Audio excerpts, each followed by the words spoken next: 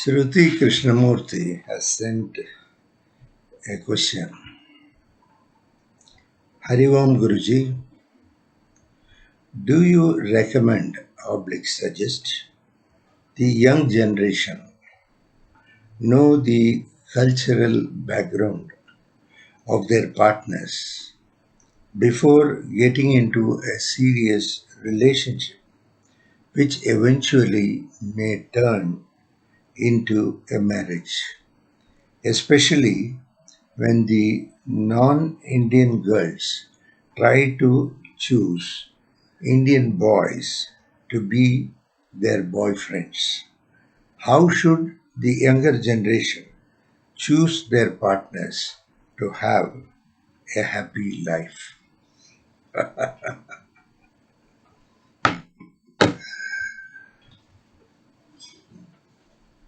Once again, a question on love and relationship.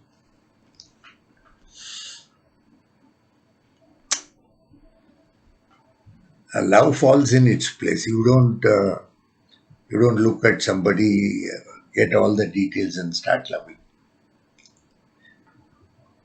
Of course, as you keep moving in love, you do discuss about the cultural backgrounds initially, but initially you have already chosen the person.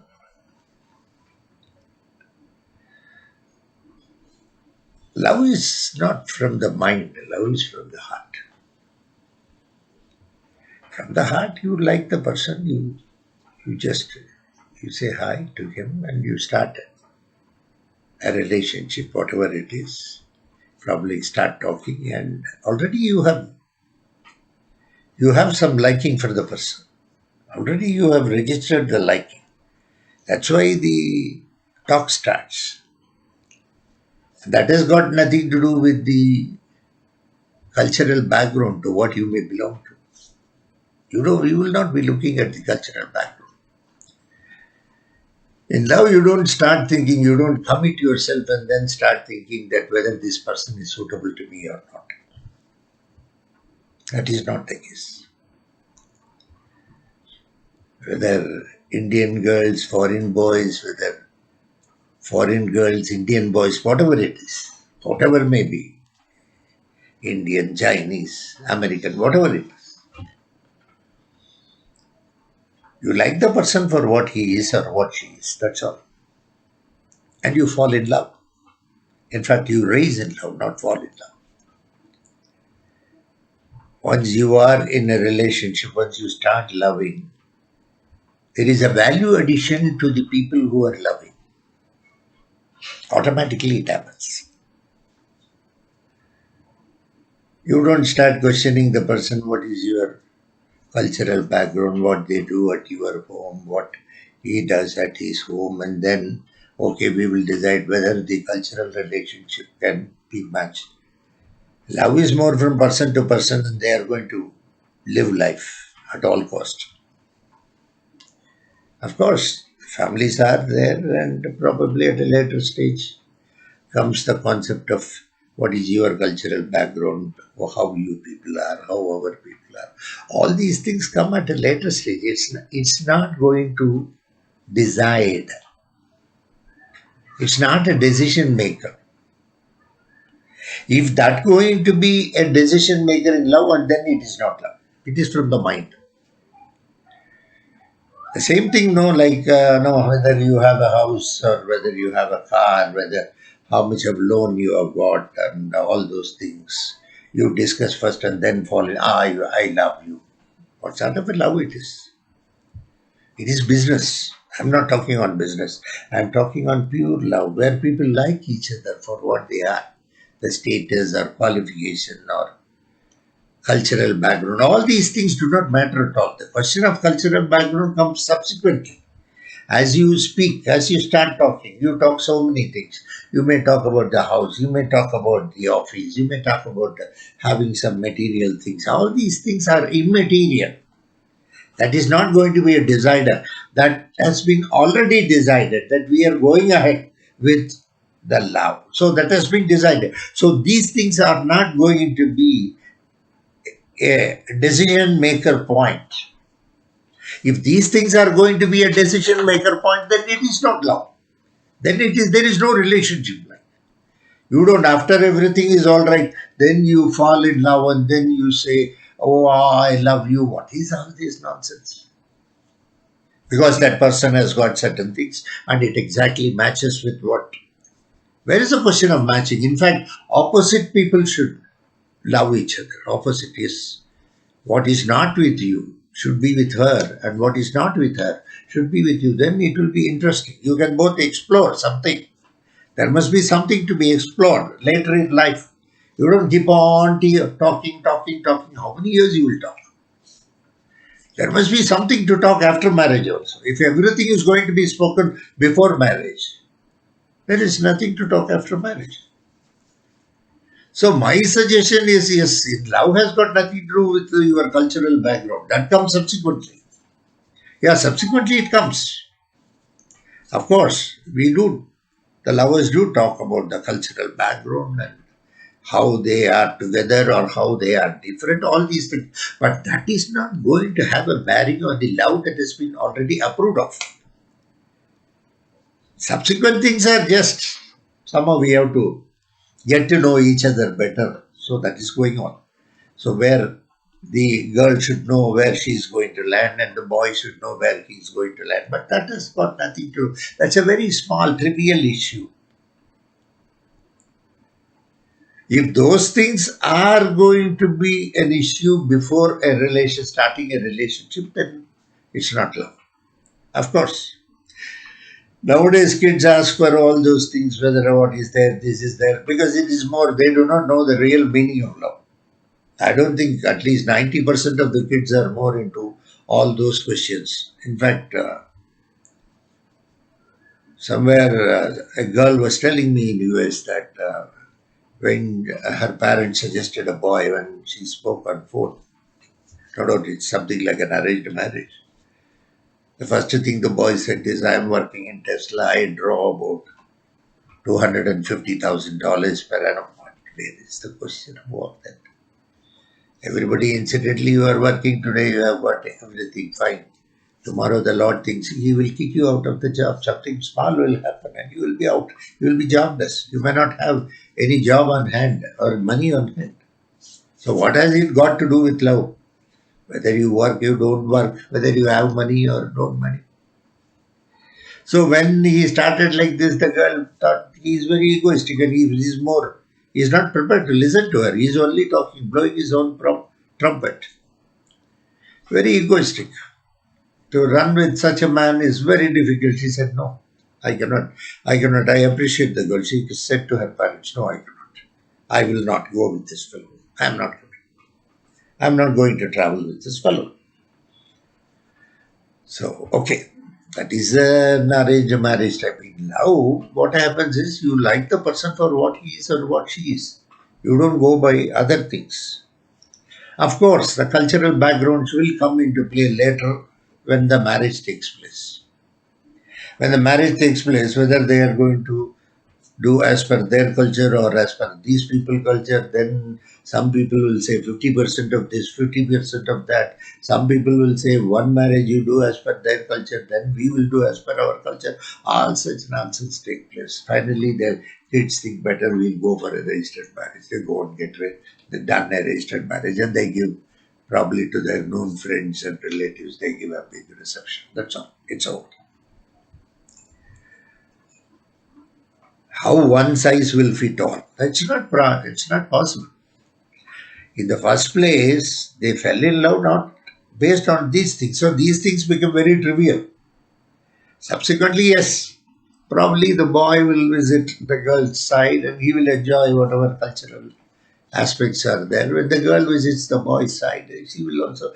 Nowadays, it's all nuclear family. Nobody lives with parents or anything like that, or with the extended family. Today, everybody lives nuclear family. They live separately. That's not going to be a big issue. It's only an issue between the boy and the girl. As long as they are in conformity with each other, as far as they accept each other for what they are. When I say for what they are, even the cultural background is included. So any minute adjustments to be made here and there is automatically made. It's because the love is more larger. It accommodates everything. It accommodates everything. The love is more larger.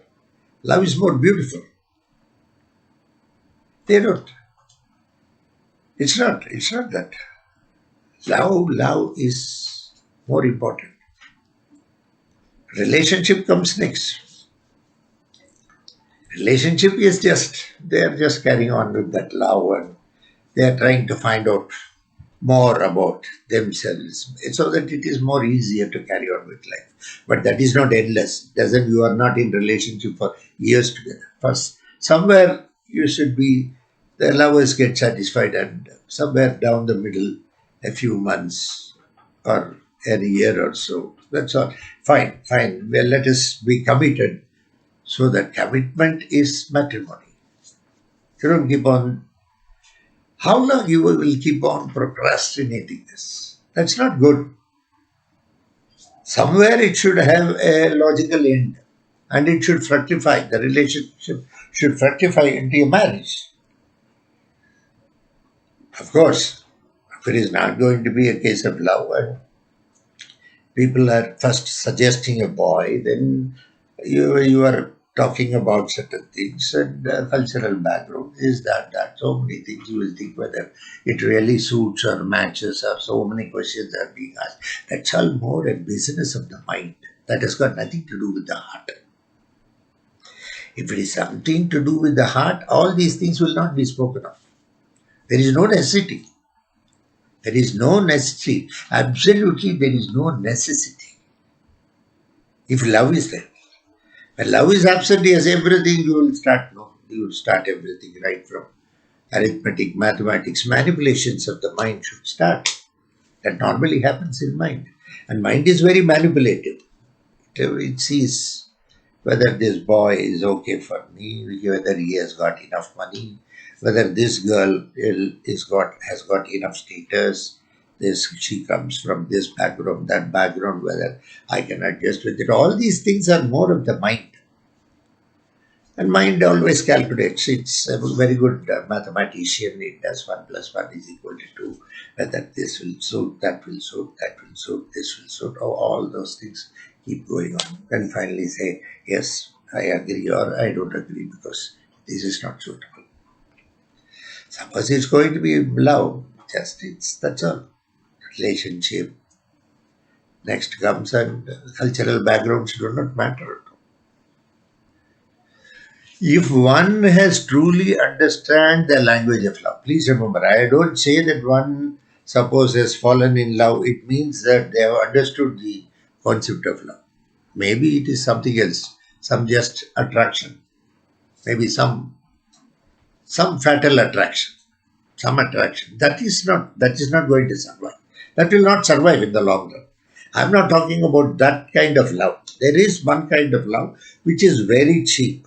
I'm not talking that kind of love.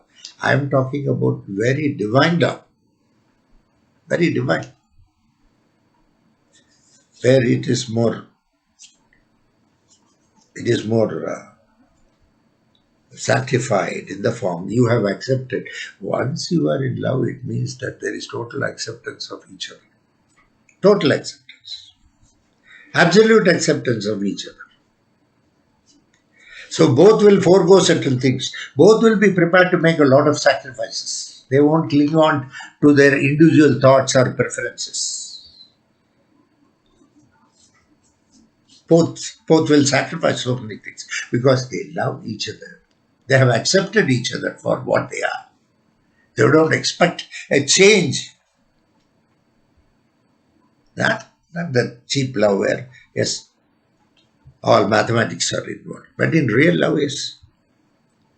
So the question of knowing about the cultural relationship or other things is more probably in arranged marriages or in marriages where parents fix a boy, and then not in genuine love marriages or in certain pseudo love marriages where probably love relationship, pseudo love relationship. Yes, all those things, those questions all will be asked, and then you take a decision whether to go ahead or not.